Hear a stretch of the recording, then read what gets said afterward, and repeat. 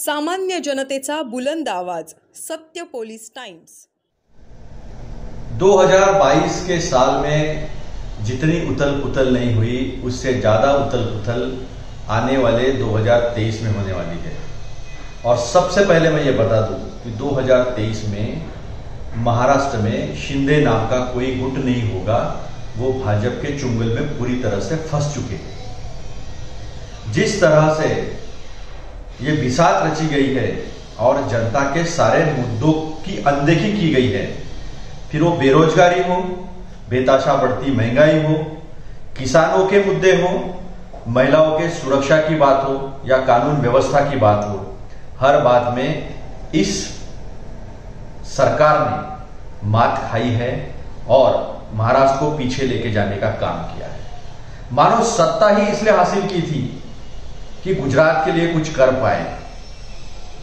महाराष्ट्र के विकास को रोककर गुजरात में सारे उद्योगों को भेजकर मोदी जी की मदद के लिए ये शिंदे फडणवीस सरकार आई है।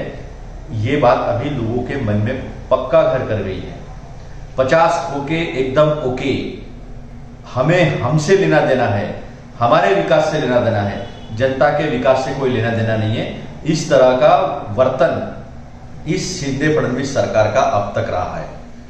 अभी जो अधिवेशन हुआ महाराष्ट्र की असेंबली का, उसमें भी जनता के प्रति किसी भी तरह की संवेदनशीलता का परिचय न देते हुए हम कैसे सही है और विपक्ष को जितनी गाली दे सकते, जितना भला बुरा कह सकते, उसी कहने में इन्होंने बिता दिए। यही देवेंद्र फडणवीस कहते थे कि अधिवेशन बड़ा होना चाहिए, 2 महीने का होना चाहिए, 6 हफ्ते का होना चाहिए। लेकिन पिछले टर्म में भी जब ये मुख्यमंत्री थे तब भी 2 हफ्ते के ऊपर नहीं चला और आज भी 2 हफ्ते के ऊपर नहीं चलने दिया। तो ये स्पष्टता से जनता के सामने आ चुका है। इसका परिणाम जो है वो जनता इनको दिखाने वाली है।